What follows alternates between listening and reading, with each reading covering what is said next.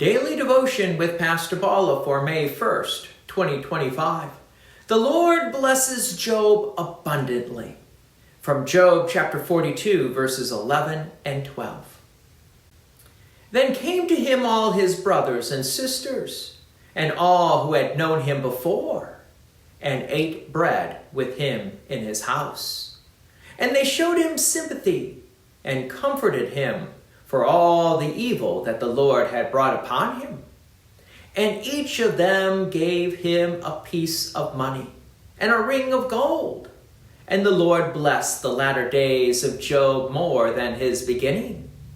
And he had 14,000 sheep, 6,000 camels, 1,000 yoke of oxen, and 1,000 female donkeys.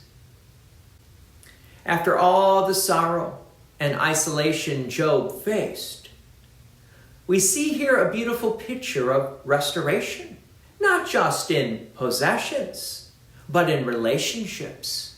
His family and old acquaintances come back. They share a meal with him. They comfort him. They bless him with gifts.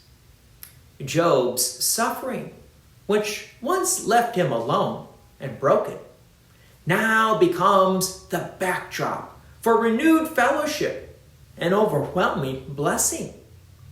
It's important to notice the humanity in this scene. They ate bread with him. They wept and comforted him. You see, restoration isn't just about getting new things. It's about rebuilding the relationships that suffering has strained or shattered. God's work in Job's life included healing on every level: physical, emotional, relational, and spiritual.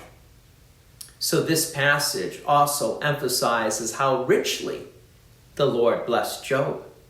His wealth is listed specifically, double what he had before his trials began. But the numbers aren't just about riches. They are a testimony that God's goodness and provision are never exhausted. Job's losses were real, but God's ability to restore was greater. This part of Job's story speaks directly to our hearts. When we feel crushed by circumstances or abandoned in pain, it reminds us that God's blessings are not limited to material things. True blessing includes comfort, community, and renewed purpose. It shows us that God can bring joy after seasons of sorrow, not by erasing the past, but by redeeming it. Also notice that the people recognized the role God played in Job's journey. They comforted him for all the evil that the Lord had brought upon him. This acknowledges that while God allowed Job's suffering, he also remains sovereign over it. It wasn't random.